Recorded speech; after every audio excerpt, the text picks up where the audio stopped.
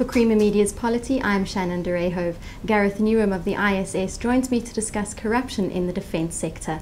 How is the capacity of the military to protect a country and its inhabitants affected by corrupt practices in the defence sector?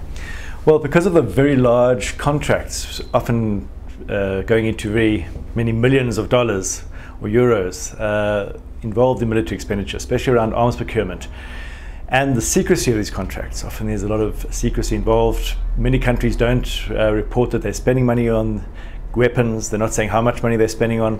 And certainly there's a lot of confidentiality clauses that are often built into these contracts. The combination of these two factors means that there's a good scope for people who are involved in corruption or want to pay bribes or facilitation fees or over-invoice. The scope for that is usually quite high. So there's been a lot of research internationally that looks at this problem. And what really happens then is that in many cases governments land up with weapons they can't always use, the specs are not always correct, and that then undermines the extent to which they can use those weapons for defense capacity, or they might get weapons that are not effective for what they need, and they still have to rely on these weapons. So in many ways corruption and corrupt practices in the defense sector does undermine the ability for a state to use or to secure itself the way it would ideally want to do. It is interesting to note that during the years of global economic recession, there was a 24% increase of weapons transfers. Why is this a significant observation? It's a significant observation because globally what we saw was a dramatic slowdown in the economy. So there was 0% interest in many countries, many areas of government expenditure decreased. There was a lot of slashing of social spending. Around the world we saw this happening in quite a big degree because of the global financial meltdown. However, in the armaments industry it didn't have the same effect. So we saw that the commitments to spend money on weapons remained there, the contracts were enforced, and certainly countries that were really experiencing big problems such as Greece and others were concerned about adhering to their weapons contracts more than they were, for instance, social spending. So what we saw there is in that area where there's very little accountability, the states and those that are involved in weapons procurement seem to be quite happy to continue spending even when there was a need to cut down in other areas. There are severe risks that can result in corruption in the defence sectors. What mechanisms are in place to reduce these risks? Well, there are various things that can be done. The most important is transparency and oversight and accountability. Corruption is very difficult it's very difficult to be corrupt or to engage in corrupt practices when you have to be held accountable. So often, some of the areas of the transparency index that looks at the risk areas focuses on, for instance, is whether the budgets are properly made public, are they published, are decisions around procurement also open to scrutiny. So is there, for instance, a parliament that can oversee this? And are there committees made up of multi-party representation that can look at and ask questions? Why are you spending this amount? Do you need this kind of thing? And also, budgets on weapons procurement also come out of policy processes. So is the policy making process transparent? And then can you hold the executive accountable for spending money in line with those policies? So there's that. Are the budgets audited? Are they secret budgets? How much of it is secret? For instance, those are areas that would lead to accountability, which could minimize corruption. If the military, for instance, are allowed to get involved in commercial enterprises, that can also lead to corruption. So it's really about trying to minimize those risk areas, opening up accountability and transparency, and that will then reduce the risks and occurrence of corruption. And as I said earlier, at the moment, most countries, 70% of the countries surveyed, do not have adequate systems in place to ensure sufficient transparency and accountability for what they spend on weapons or on their militaries. And therefore, that is why there's a huge problem with corruption in that sector. Tell us about South Africa's arms deal. How has it affected the institutions meant to uphold the rule of law and strengthen our democracy? Well, the arms deal, the decision and the final decision to go through with this took place in 1999. But the process happened a bit earlier than that, and it resulted in the government committing 30 billion rands of taxpayers' money, public money, to buying weapons. The process, because it became so corrupted, meant that price stopped being a factor. So the initial technical specifications from the Defence Force, who said these are the weapons we need, came to about 8 billion rand. Once the politicians got a hold of it, the Minister of Defence, senior people in government, decided that price was no longer important. It rocketed to 30 billion rand. We now know from various investigations around here and around the world, and also that some of these armaments companies have paid fines because they've admitted to bribing South Africans in their own parliaments. Germany is one place. That the prices were inflated, the best possible weapons we could have got weren't purchased. We purchased weapons we don't need. So for instance, we have a situation now with most of our fighter jets, trainers, are not being used. We can't afford to run them and maintain them. Our submarines, we don't use most of them most of the time. So we spend a huge amount of money buying weapons we don't need, can't use, and that money could have gone elsewhere. So the very direct cost is that it resulted in that money not being spent productively. So if we had spent that money, for instance, in infrastructure development, we could have created around 575,000 more jobs than we have to date currently. And this detail is contained in a very rigorous book that goes into the arms deal and looks at the offsets, all the lies that are told, and all the naivety that at least was shown by our politicians. But the corruption was created a huge opportunity cost for South Africa on the one hand.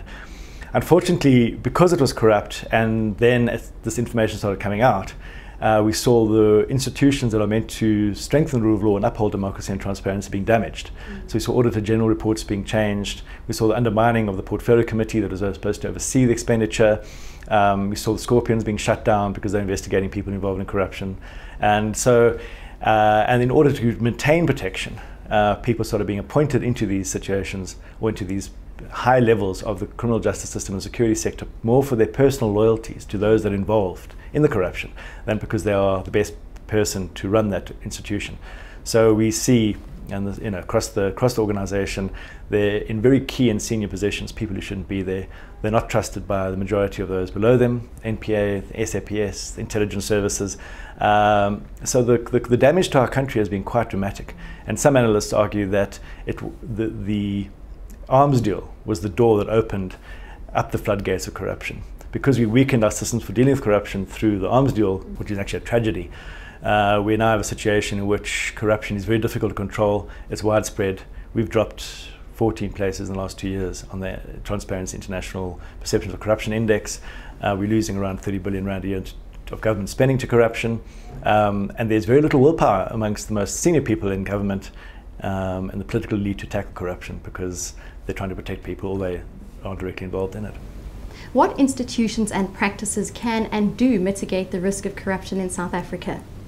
Well, once again, as I mentioned earlier, it's about transparency. So it's about making sure that there are no secret contracts, that weapons procurement is done openly, transparently, that the parliamentary oversight committees are playing their role to make sure that the weapons are being bought are really going to be used, are needed, and that when we get these inducements to buy weapons from certain companies, and they're often called offset deals. So these weapons companies say, if you buy weapons from us, we'll set up a factory or a smelter or something like that, that those are carefully monitored and adhered to, and that when people break their promises, that they're held accountable in law, and that the money that should have been coming to us is recuperated. So if that was the case, then we would really sort of make a big progress towards tackling corruption, and of course strengthening the rule of law, making sure that the people you appoint to run the police, to head the National Prosecuting Authority, in charge of intelligence services, are the best possible people. They're there to uphold the Constitution, to do their jobs without fear or favour, to fight corruption and crime no matter where it occurs, and are not being appointed because they have direct political or personal loyalties to individuals who are corrupt. And that's one of our biggest weaknesses in South Africa. There's this idea that you can't appoint often the best person to the job at the most senior parts of the organization, and very compromised people are placed there. And that then weakens those organizations. They're not run properly. The personnel who have to do the investigations don't trust their bosses. And it really weakens the state's capacity to fight corruption and save all that money from being stolen. You mentioned that South Africa has slipped down the global rankings as perceptions of corruption have increased, yet you take heart that corruption evokes anger amongst South Africans rather than resignation. How best can we avoid such a tipping point in South Africa?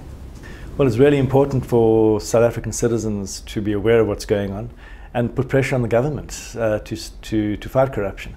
The reason why there's so much corruption being reported on in the newspapers is because people are outraged by it and want to know about it. And that's a very positive dynamic. It's because we have an active citizenry, we have a civil society that's very vibrant, We have courageous investigative reporters who place themselves under considerable risk often when they try to investigate these cases. And then, of course, you have an independent judiciary. So those are very important and fundamental pillars that all work together to help expose this stuff. What we're lacking really is a political will to deal with corruption in South Africa. So it's glaringly absent. We keep on seeing very senior people in government being implicated in corruption, and very little happens to follow up. They're just not held accountable.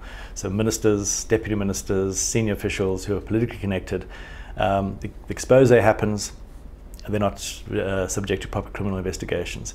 And I think it's up to South Africans to put pressure on the government and say that this is not sufficient. So we need an active citizenry to really raise our voices and to say we are tired of watching senior politicians divert resources away from public spending into their own back pockets. And that is already happening. The dramatic increase in public violence, often located at community levels, people protesting against failed service delivery, is part of that frustration. People see local government officials driving around in very fancy cars, living in nice houses, but they see the services around them deteriorating, and they know the money is not going to where it should be going. Can you tell us about the progress of the Sarita Commission? What do you think are the chief tasks for this commission, and what would you like to see the commission achieve? And finally, has it perhaps already been irrevocably tarnished by the allegations from some of its members that it may be involved in a cover-up? Well, the Sarita Commission occurred because the President was about to lose a constitutional court case, which would have compelled him to set the commission up. And many analysts believe that the Commission only withdrew at the very last minute in order not to have the terms of reference set by the Constitutional Court, and rather be able to take some kind of control over that. And already some analysis of the terms of reference show that the Commission, once it receives evidence, can then keep that evidence secret. Once the final report has been drafted by the Commission, the President has no obligation to make the report public, and there's no obligation to compel the President to act on any of the recommendations. And those are kinds of terms of reference that possibly the Constitutional Court would not have allowed, or might have been a bit more circumspect about placing into the terms of reference. On the one hand, the Commission is ready to find out what happened. We don't really need a Commission inquiry, in my personal opinion. We know there's corruption, we know who's involved. There's enough evidence there that a body such as the Hawks, and certainly various investigation agencies, should be tracing the money, finding out who is involved in what bribery, and there's more than enough evidence out there. The Hawks were given 4 million documents detailing the corruption that took place. There's been a lot of this exposed internationally, so it's easy to get that information. We know who's involved. So ideally, we'd rather just have prosecutions so that those who are corrupt can be held directly accountable. We can recuperate the money that was wasted. That would be the way to go. The Commission of Inquiry, unfortunately, can be used by senior politicians as a way to divert attention. So they can say, well, we're dealing with this Commission inquiry, can go on. But we've seen this before. During apartheid, the Harms Commission just allowed the police to get covered up for police misconduct and murders. We saw a commission go into corruption in the prisons, gone for 4 years, and very little came out of that. So commissions of inquiry don't have a good history in South Africa as being a way of fundamentally changing a situation. But they're better than nothing if you want to get to some kind of truth. So hopefully the Commission of Inquiry will be able to consider all the evidence and come up with some key recommendations. Of course, however, one of the senior investigators has resigned and made allegations that there was a double agenda going on, and that the Commission of Inquiry has actually been there to try and clear the government and to discredit the witnesses and those that have been complaining about corruption. So, and that's been allegations being made, but it hasn't been satisfactorily been responded to. The Commission of Inquiry simply said they just don't agree and they dismiss it. So that's already raised a lot of eyebrows. Ideally, would have a very clear response. And it's so important that this Commission of Inquiry is seen as being objective and neutral. So if there's any perception that it isn't, ideally you'd have the President rather just replace the chairperson so we can move forward with somebody that everybody trusts. So we'll have to see. The jury's still out. If the Commission is able to act in a transparent and rigorous manner, we will know this because the evidence it's looking at has been gathered. It's in different places around the world. So if it tries to cover up, it'll just undermine its own credibility in the long term. Hopefully it'll do the right thing, and we'll be able to get to the bottom of this. That was Gareth Newham of the ISS discussing corruption in the defence sector.